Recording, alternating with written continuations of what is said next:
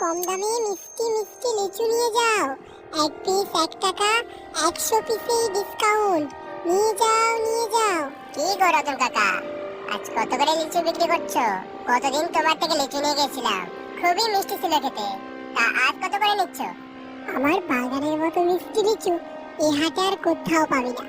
যেহেতু তুই এর আগেও নিয়েছিস, তাই তোর জন্য একই দাম রাখবো। তবে ঠিক আছে, আমাকে দাও ওই 100 পিসের মতো। এরপর রতন 100 পিস লিচু তাকে দিয়ে দেয়। রমেশ রতনকে টাকা দিয়ে সেখান থেকে চলে যায়। এরপর একে একে রমেশের দোকানে সব লিচু বিক্রি হতে থাকে। এই হচ্ছে কালিন্দির হাট। এই সুন্দরবন জঙ্গলের সব থেকে বড় হাট এটা। রতন তার কাছে থাকা লিচুগুলো বিক্রি করে বাড়ি ফিরে আসে। গিন্নি, ও গিন্নি, কই গো? কি গো, এসে পড়েছো? এত তাড়াতাড়ি অতগুলো লিচু বিক্রি হয়ে গেল? হ্যাঁ হ্যাঁ গো, যা গরম পড়েছে আর আমাদের লিচু যা মিষ্টি আর বড় বড় হয়েছে, বিক্রি না হয়ে কি উপায় আছে? আচ্ছা ঠিক আছে, তুমি হাত মুখ ধুয়ে এসো, আমি তোমার জন্য খাবার বেড়ে রাখছি। আচ্ছা ঠিক আছে। এরপর রতন হাত পা ধুয়ে খেতে বসে পড়ে এবং খেয়ে দিয়ে রতন এবং মালা শুয়ে পড়ে। সকাল হতেই মালা এবং রতন লিচু পাড়তে যায়। বাগানে যা লিচু আছে এখনো অনেক দিন বিক্রি করা যাবে। মালা, তাড়াতাড়ি প্রত্যেক গাছ থেকে বড় বড় লিচুগুলো পাড়ো দেখি, আমাকে যে আবার হাটে যেতে হবে। এরপর মালা এবং রতন প্রত্যেকটি গাছ থেকে লিচু পাড়তে আরম্ভ করে। কিছুক্ষণের মধ্যেই তারা দুজনে এক ঝুড়ি লিচু পারলো। এরপর রতন লিচুর ঝুড়িটি মাথায় করে বাড়ি আসলো। এরপর বিকেল হতেই রতন সাইকেলে করে কালিন্দির হাটে যেতে লাগলো। সুন্দরবন জঙ্গল পার করলেই পাওয়া যায় কালিন্দির হাট। রতন সাইকেলে করে যেতে থাকে। হঠাৎই রতন একটি বাঘের আওয়াজ শুনতে পেল। কিছু দূর এগোতেই রতন খেয়াল করলো রাস্তার উপর কিছু বাঘ বসে রয়েছে। যাহা বাবা, এই কি বিপদে পড়লাম! এই যে রাস্তার উপরে বাঘ, এখন আমি হাটে যাবো কি করে? হাটে না গেলে যে আবার আমার লিচুগুলো নষ্ট হয়ে যাবে। আরে, টেনশনে তো একেবারে ভুলেই গিয়েছিলাম। যাই, ওই পাশ বাগানের রাস্তা দিয়ে যাই। এই বলে রতন তার সাইকেলটি নিয়ে সেই বাঁশ বাগানের দিক দিয়ে যেতে থাকে। তবে সেই বাঁশ বাগানের মাথায় ঘুমাচ্ছিল এক শাকচুন্নি। রতনের মিষ্টি লিচুর গন্ধ পেতেই শাকচুন্নিটির ঘুম ভেঙে গেল।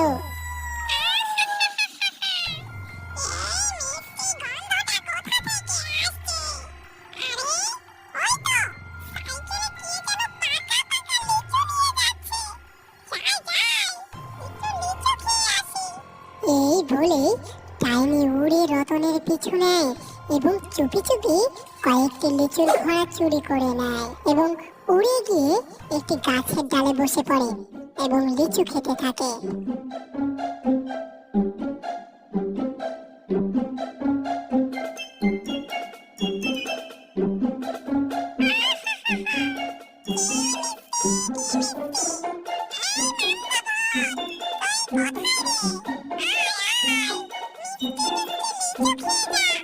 বলতে মামদু ভূত এসে হাজির হয়।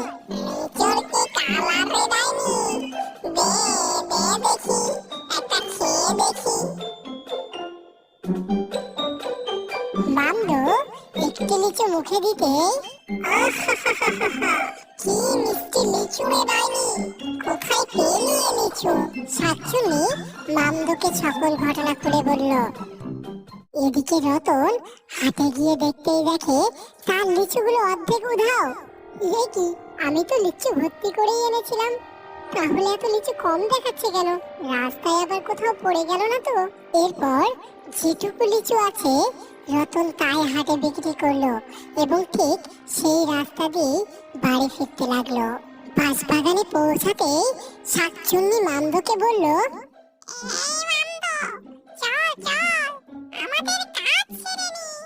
বলেই শাকচুন্নি এবং মামদু রতনের পিছু নিল। এত দূর চলে এলাম, কোথাও তো দেখতে পেলাম না, মনে হয় কেউ উঠিয়ে নিয়ে চলে গেছে। এরপর রতন বাড়িতে চলে যায়। মামদো এবং শাকচুন্নি রতনের পিছু পিছু তার বাড়িতে চলে যায়। এখন লিচু বাগান কি করে খুঁজে পাই? এই যে ঘরে ঢুকে গেল। তুই এত চিন্তা করছিস কেন? আমি আছি কি করতে?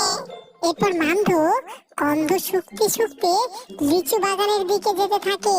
কিছুক্ষণের মধ্যেই মামদো গন্ধ শুকে শাকচুন্নিকে লিচু বাগানে নিয়ে যায়। কি রে ডাইনি, যে আস্ত লিচুর বাগান। এখানে থাকলে আমাদের আর 2-3 মাস খাবার খুঁজতে হবে না। কিন্তু আমরা এখানে কি করে থাকবো? তার উপায় আমার কাছে আছে, দাঁড়া। এরপর শাকচুন্নি জাদু করে একটি লিচুর বাড়ি তৈরি করে।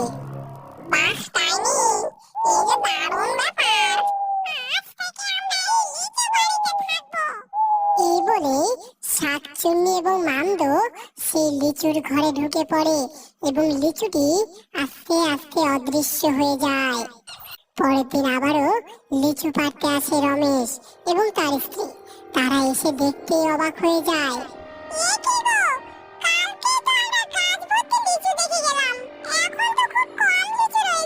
আমিও তো কিছু বুঝতে পারছি না গিন্নি, কালই তো অনেক লিচু দেখে গেলাম। হয়তো কোনো ছিচকে চোরে চুরি করে নিয়েছে, আর যা আছে তাই হাটে পেরে নিয়ে যায়। এরপর রতন তড়ি ঘুড়ি করে কিছু লিচু পেরে নেয় এবং এক ঝুড়ি লিচু নিয়ে বাড়ি চলে যায়। রাত হতেই দেখা যায় শাকচুন্নি এবং শাকচুন্নির লিচু বাড়ি। সেখান থেকে শাকচুন্নি বের হয়ে আসে এবং একটি গাছের ডালে বসে লিচু খেতে থাকে।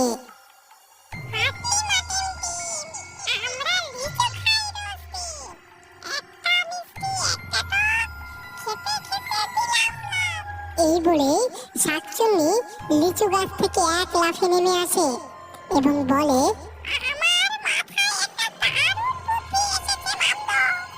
এরপর ডাইনি মামদোকে সকল কিছু খুলে বলে।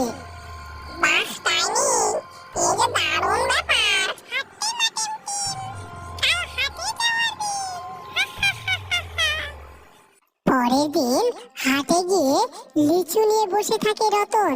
তবে আগের দিনের মতন সেই দিন তার দোকানে কোনো খদ্দের ছিল না।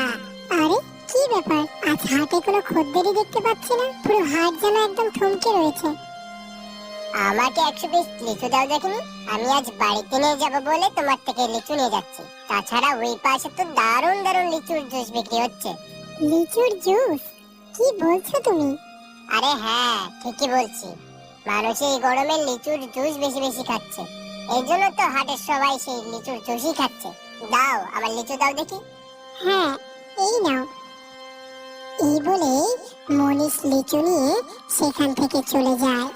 এরপর অনেকক্ষণ বসে থাকার পরও রতন আর কোনো খদ্দের পায় না। তখন মন খারাপ করে সে সেখান থেকে তার লিচুর ঝুড়ি সাইকেলে নিয়ে হাট থেকে বাড়ি যেতে থাকে। হঠাৎ এসে খেয়াল করলো একটি অদ্ভুত লোক লিচুর জুস বিক্রি করছে। আরে এই লিচুগুলো তো হুবহু আমার গাছের জাতের লিচু, আর এই লোকটাকে তো কখনো এদিক পানে দেখিনি। এই আমার লিচুগুলো চুরি করে বিক্রি করছে না তো? যাই, একটু ভালোভাবে দেখি। এরপর গাছের আড়াল থেকে রতন লোকটির কর্মকাণ্ড দেখতে থাকে। আজ অনেক টাকায় বিক্রি করেছে, চাই ডাইনির জন্য কিছু নিয়ে যায় বলে লোকটি দোকান থেকে চিকেন বিরিয়ানি নিয়ে যেতে থাকে। এদিকে তার পেছনে পেছনে যেতে থাকে রতন। কিছুক্ষণের মধ্যে রতন খেয়াল করলো সেই মানুষটি একটি ভয়ঙ্কর ভূতের রূপ ধারণ করে এবং লিচু বাগানের ভিতরে প্রবেশ করে। ওরে বাবা রে, এই কি দেখছি, এই যে মামদো ভূত। চাই ভিতরে গিয়ে দেখি এ কি করে। সাহস করে রতন ভিতরে যেতেই দেখে শাকচুন্নি এবং মামদো চিকেন বিরিয়ানি খাচ্ছে।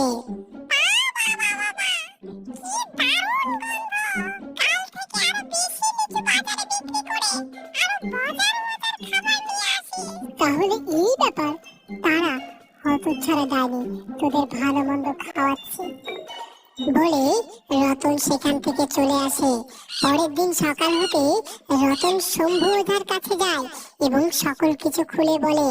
এসব শুনে শম্ভু ওঝা রতনকে